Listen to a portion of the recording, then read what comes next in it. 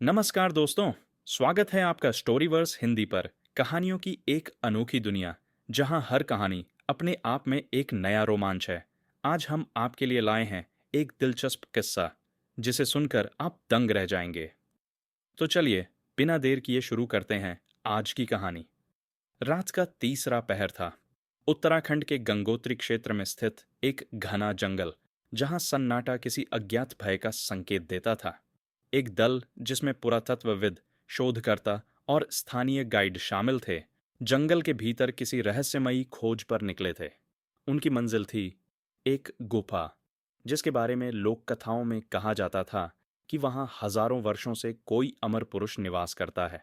उनके पास एक पुराना हस्तलिखित ग्रंथ था जिसमें लिखा था, अश्वत्थामा, जो कृष्ण का श्रापित है, आज भी इसी धरा पर भटक रहा है। वह अमर है लेकिन शापित है।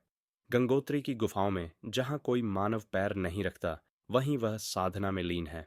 दल के नेता डॉ रजत सिंह एक अनुभवी पुरातत्वविद थे। उनके साथ उनकी टीम में प्रोफेसर अमित, एक इतिहासकार, और अनीता, एक खोजी पत्रकार थी। उन्होंने जंगल के बुजुर्ग गाइड महेंद्र से सुना था कि कई साधु और स्थानीय लोग दावा करते हैं कि उन्होंने रात के अंधेरे में एक रहस्यमयी विशाल पुरुष को जंगल में घूमते देखा है।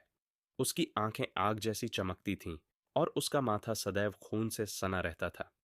दल बढ़ता गया, लेकिन जैसे जैसे वे उस गुफा के पास पहुंचे, हवा भारी और ठंडी होने लगी। पक्षी भी अचानक शांत हो गए। यह किसी अनहोनी का संकेत था।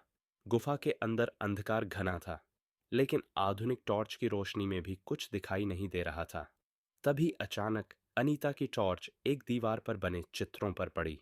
उन चित्रों में महाभारत के युद्ध के दृश्य थे, विशेषकर वह दृश्य जिसमें अश्वत्थामा अपने पिता द्रोणाचार्य की मृत्यु के बाद क्रोधित होकर पांडवों के शिविर पर आक्रमण कर देता है। लेकिन फिर उनकी नज़र एक और चित्र पर पड़ी, एक लंबे, तेजस्वी किंतु घायल पुरुष की, जिसके माथे पर एक बड़ा घाव था। नीचे संस्कृत में लिखा था, न मृत्यु न विश्रांति, केवल पीड़ा। न मृत्यु मिलेगी न विश्राम, केवल अनंत पीड़ा। डॉ रजत कुछ समझ पाते, तभी एक अजीब सी सरसराहट गुफा के अंदर गूंज उठी।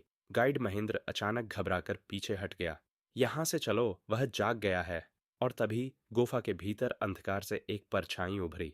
वह एक विशाल पुरुष था, लगभग 7 फीट लंबा। उसकी आंखें अंगारे की तरह जल रही थीं और माथे पर एक गहरा, ताजा सा प्रतीत होने वाला घाव था। शरीर पर प्राचीन कवच के अवशेष और एक फटी हुई धोती थी। तुम कौन हो? रजत ने हिम्मत जुटाकर पूछा। उस रहस्यमयी व्यक्ति की आवाज गहरी और कंपन से भरी थी। मैं वह हूं जो काल के बंधन से परे है, जिसे मृत्यु भी नहीं छू सकती, जिसे हर रात इस दर्द के साथ जागना पड़ता है। क्या आप अश्वत्थामा हैं? अनीता ने कांपते हुए पूछा। उस पुरुष ने आगे कदम बढ़ाया और उनकी टॉर्च की रोशनी में उसका चेहरा स्पष्ट हुआ। लंबी जटाएं, जलती हुई आंखें और माथे से लगातार बहता रक्त।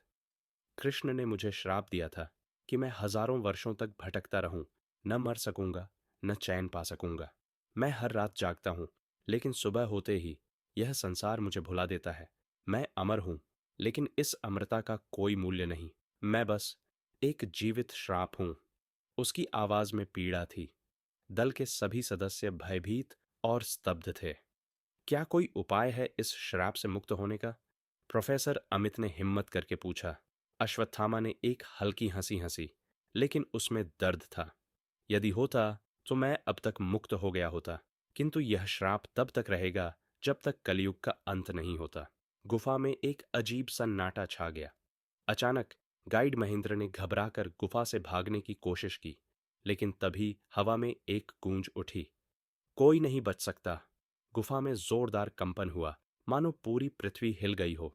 दल के सदस्य भागते हुए गुफा से बाहर निकले, लेकिन जब वे बाहर पहुंचे और मुड़कर देखा, गुफा गायब थी। वहां बस एक साधारण पहाड़ी थी, जैसे वहां कभी कोई गुफा थी ही नहीं। यह यह क्या था? अनीता ने हाँफते हुए कहा।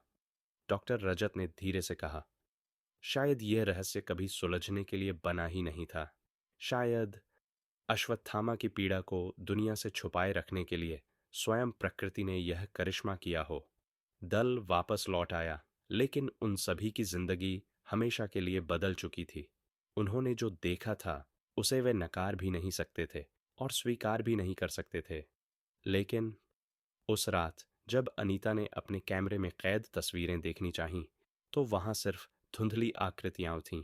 गुफा का कोई निशान नहीं था, अश्वत्थामा की कोई तस्वीर नहीं थी। क्या यह एक सपना था या फिर एक सच्चाई जिसे कभी प्रमाणित नहीं किया जा सकता? शायद आज भी वह अमर योद्धा हमारे बीच कहीं भटक रहा है, अपने श्राप से मुक्ति की प्रतीक्षा कर रहा है। क्या आपने कभी किसी अजनबी की आंखों में वह दर्द देखा है? कौन जाने, वह अश्वत्थामा ही हो। उम्मीद है आपको आज की कहानी पसंद आई होगी। अगर आपको यह वीडियो अच्छा लगा तो इसे लाइक करें, कमेंट में अपनी राय दें और स्टोरीवर्स हिंदी को सब्सक्राइब करना न भूलें। हम आपके लिए ऐसी ही और रोचक कहानियां लाते रहेंगे। मिलते हैं अगली कहानी में।